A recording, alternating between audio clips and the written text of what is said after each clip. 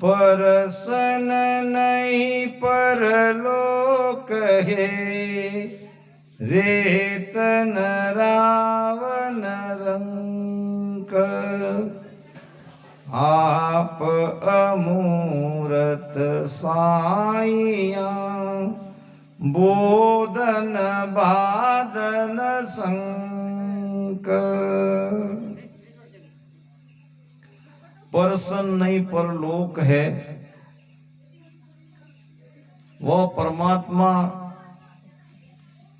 न किसी पर प्रसन्न होते हैं, न वह रेत यानी प्रजा है, न वह राजा है और ना वो रंक है। आप अमूर्त साइया, वो स्वयं निराकार है, अमूर्त है। बोधन बादन शंख,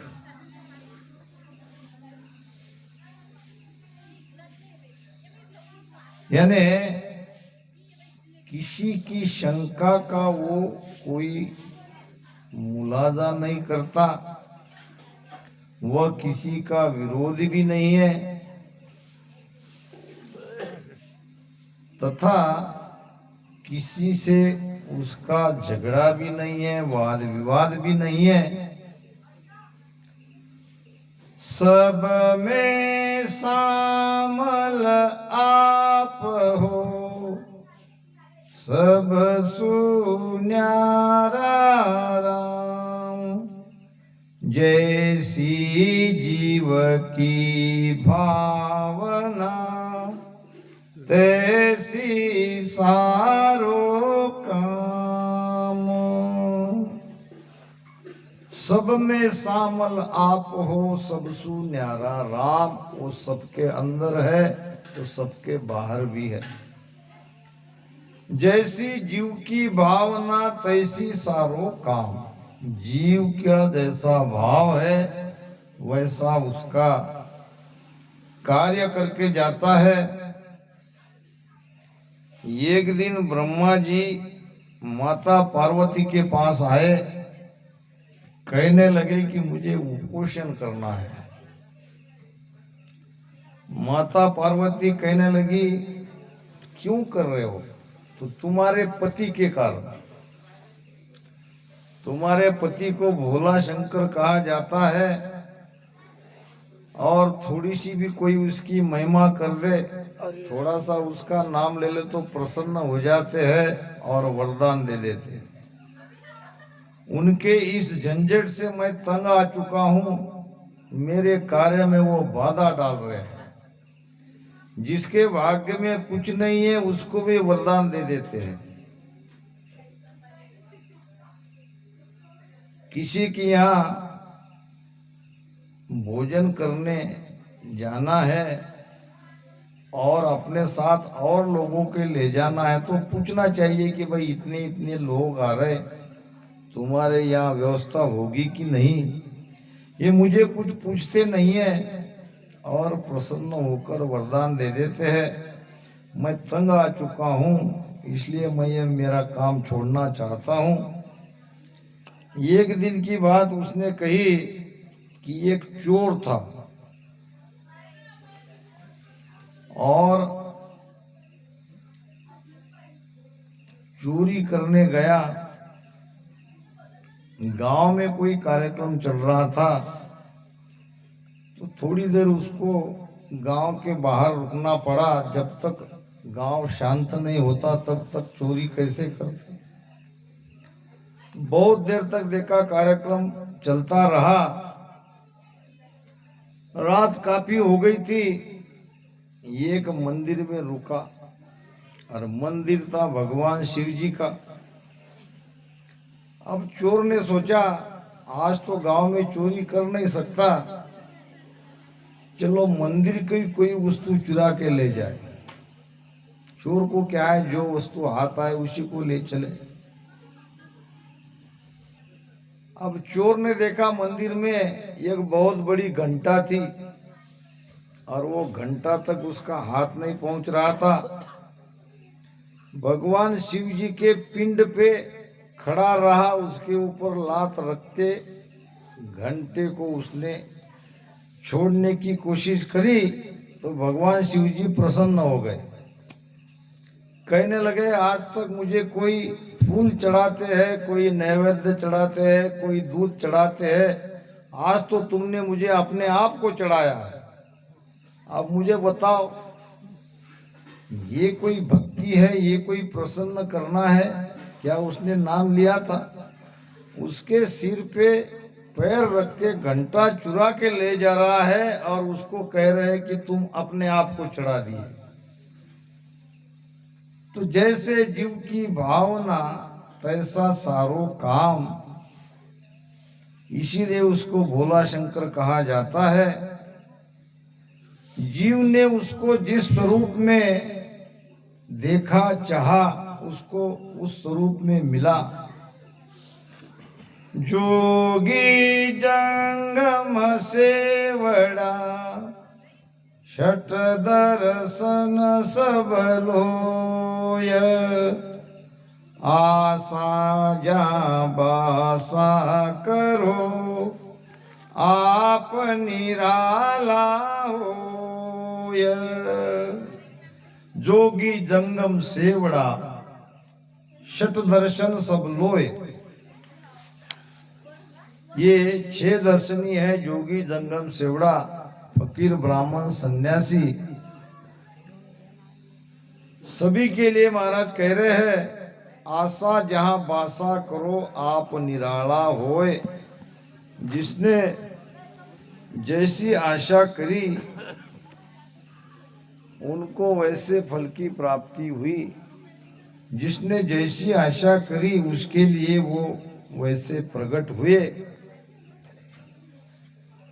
गुण की मत ताहा पारनी, लागे अर्थ अनेक, सुर नर मुनि पचरया, कुदरत तुझ नहीं पेक।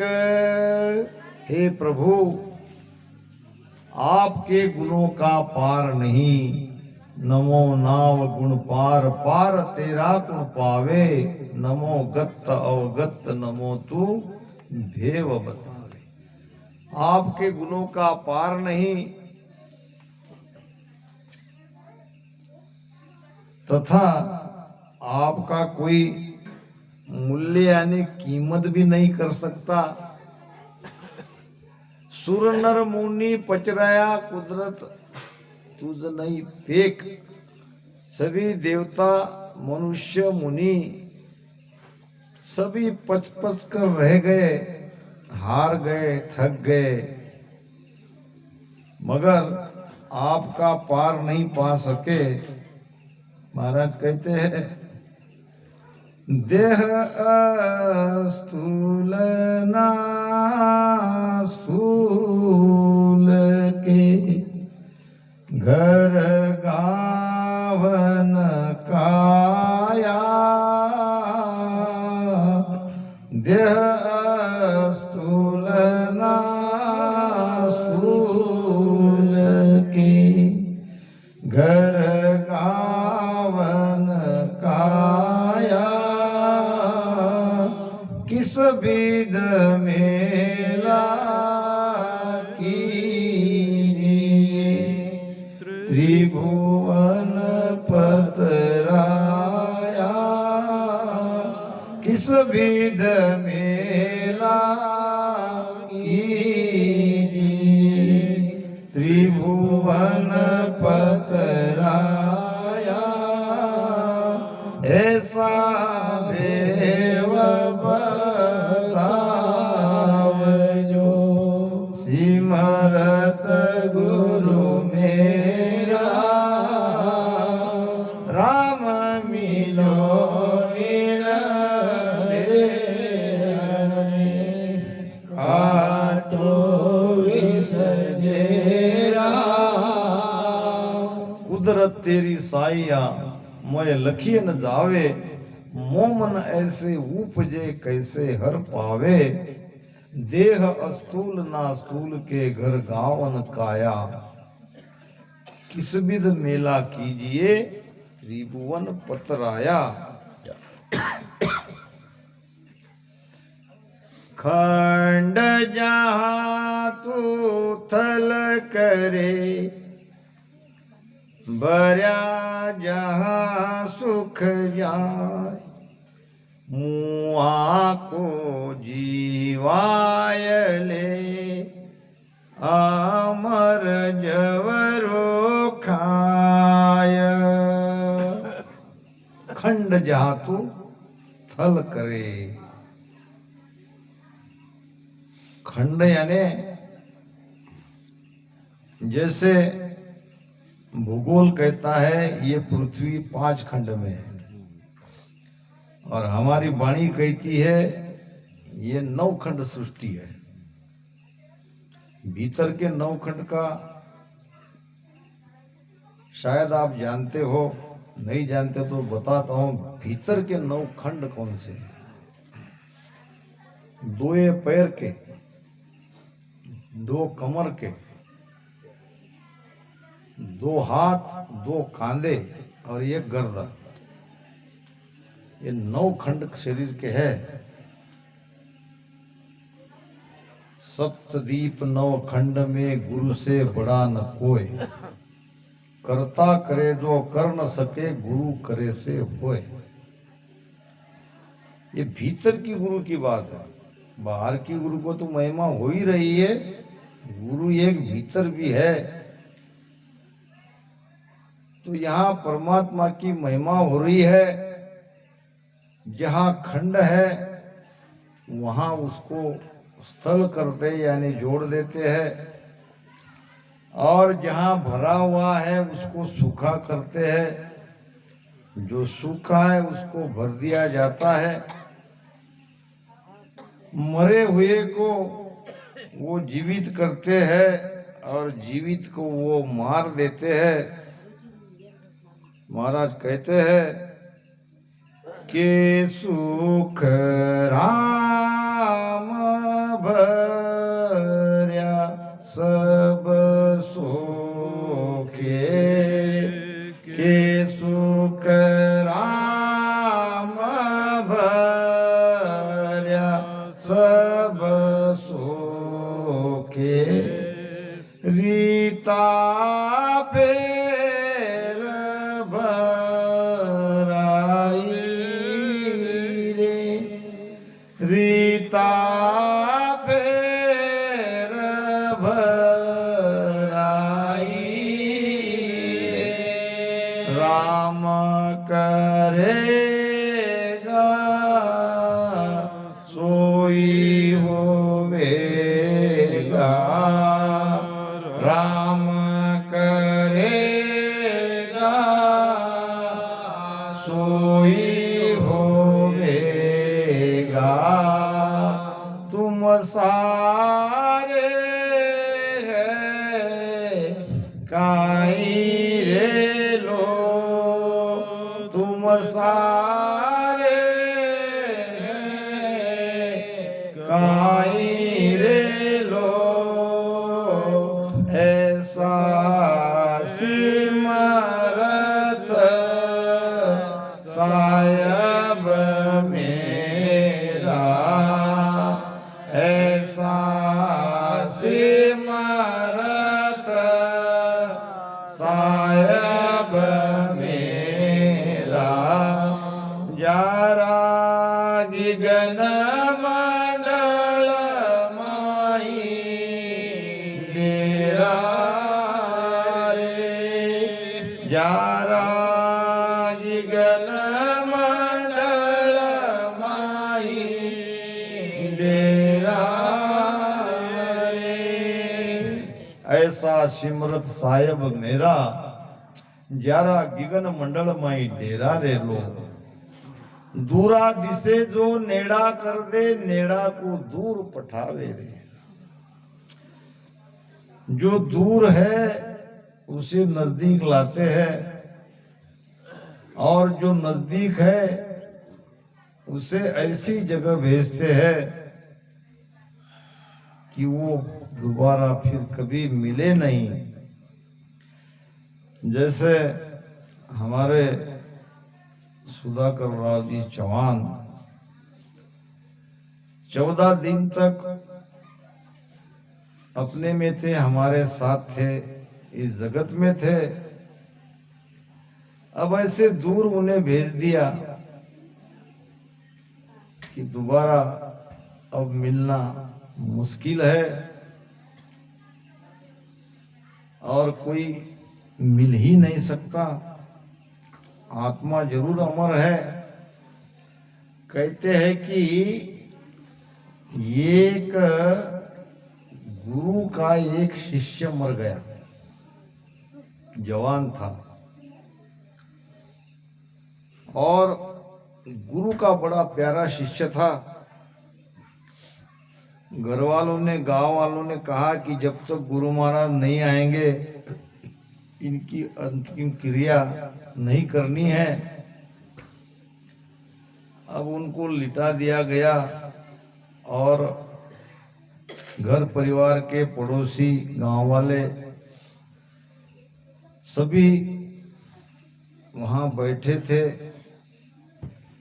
सभी दुखी थे, इतना जवान बेटा जाने पर सबको दुख हो रहा था। घर वालों का रो रो कर बुरा हाल हो रहा था। इतने में गुरु महाराज आए। आते ही सबको कहा कि तुम क्यों रो रहे हो। अब लोग चुप रहे, इतने गुरु महाराज है, संत है, और पूछ रहे हैं क्यों रो रहे, जबकि उनको समझना चाहिए था उनका जवान शिष्य चला गया। घर वाले रोएंगे नहीं तो क्या। और दूसरी बार पूछा, कोई मुझे बताओ तो सही आप क्यों रो रहे हो। एक बूढ़ा व्यक्ति था, कहा महाराज आपको दिख नहीं रहा है, आपका प्रिय शिष्य चला गया। मैं वही तो पूछ रहा हूं, इसका क्या गया जिसके लिए तुम रो रहे हो। अगर शरीर को तुम अपना मान रहे हो तो शरीर तो यही है, तुम्हारे सामने ही पड़ा है। शरीर तो कहीं गया नहीं, फिर दुख क्यों। अगर इसकी आत्मा मर गई ऐसा तुम मान रहे हो तो आत्मा तो अमर है, वो तो मर ही नहीं सकती। हाँ, इतना जरूर है, शरीर से आत्मा का विच्छेद हो गया है और ये तो काल चक्र के अंदर आता ही है। सभी को एक न एक दिन इस हाल में आना ही है। तो जो चीज मरती ही नहीं है उसके लिए दुख क्यों। और जो तुम्हारा था, तुम्हारा शरीर में ही मोह था, तो वो शरीर तो यही है। कहने का मतलब है काल चक्र के साथ ये सब होता आ रहा है, होता रहेगा। तो परमात्मा दूरा दिशे जो नेड़ा कर दे, नेड़ा को दूर पटावे रे। रोग क्षति सु पलमाई खोवे और साजे को रोग लगावे रे। के सुखराम भर्या सब सोखे। जो भरा है उसको सोखने में उसे देर नहीं लगती। और रीता फेर भराई रे। अब जो रीते हो गए उसको भरने में भी उसको देर नहीं लगती। आखिर में यही बात सत्य है, राम करेगा सो ही होवेगा।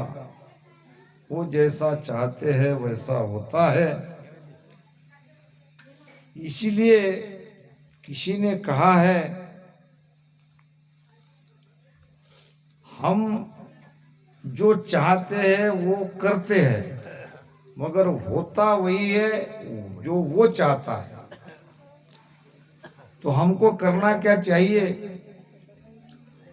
जो वो चाहता है वो हमको करना है, फिर होता है जो हम चाहते हैं। तो महाराज कहते हैं, ऐसी कुदरत साइया ओत पोत जगदीश, राजा कुसो रंक करे भिक्षक बण्या होईस। परमात्मा क्या नहीं कर सकता, वो सामर्थ्यवान है। ऐसी कुदरत साइया ओत पोत जगदीश, वो परमात्मा सब में ओत पोत है। राजा कुसो रंक करे, राव को रंक करे, पलमाई रंक को राज दिरावे रे। जो रंक है उसको वो राजा बनाता है, और जो राजा है उसको रंक बना देता है। एक गांव में एक राजा की मृत्यु हो गई। राजा की कोई संतान नहीं थी। गांव वाले ने सोचा जब तक नया राजा नियुक्त नहीं करेंगे राजा की अंतिम क्रिया नहीं कर सकते, फिर नया राजा का चुनाव कैसे करें। तो सबने रात में ये तय कर लिया कि जो गांव में बाहर गांव का सबसे पहले आएगा उसको ही राजा बना देंगे। रात में सब निर्णय हो गया, और गांव में रास्ता था आने के लिए। उस रास्ते पे बैंड बाजे के साथ नगरी के सारे लोग फूल मालाएं लेके खड़े हो गए। अब गांव में सबसे पहले आता है भिखारी। अब वो भिखारी गांव में भीख मांगने के लिए आ रहा था। आते ही उसके गले में वरमाला डाल दी गई, उसको राजा बना दिया गया। हमारी वाणी में लिखा है, छाय हमाव हुए रंक राजा, फिरे दुहाई कहे महाराजा। अब वो तो हुमाऊं पक्षी की छाया में आने पर रंक का राजा होगा, मगर यहाँ सत की छाया में जो हम आ गए हैं सब, हम तो सभी राजा ही हैं। राजा ही है का मतलब क्या, राजे जैसा जीवन व्यतीत हो रहा है। एक फकीर था और राजा के राजवाड़े के सामने एक मकान में रहता था, वो भी खंडहर जैसा, और सोने के लिए एक टूटी फूटी चादर, और वहीं सोता था। और सुबह उठ के रोज एक बात कहता था कि कुछ राजा के जैसी बीती, कुछ राजा से भी अच्छी बीती। और राजा रोज सुनता था। रात के लिए कहता था, कुछ कुछ तो राजा के जैसी बीती और कुछ कुछ राजा से भी ऐसी बीती, अच्छी बीती। एक दिन राजा ने उसके पकड़ के बुलाया, कहा, फकीर तेरे पास क्या है जो तू मेरी बराबरी करता है? तू कहता है कि राजा के जैसी मेरी रात बीती, मेरे जैसा तेरा बिछाना है, तेरी मेरी क्या बराबरी? और तू मेरी बराबरी करता है, कहता है कि राजा के जैसी मेरी रात बीती, और कहता है कि कुछ राजा से भी अच्छी बीती।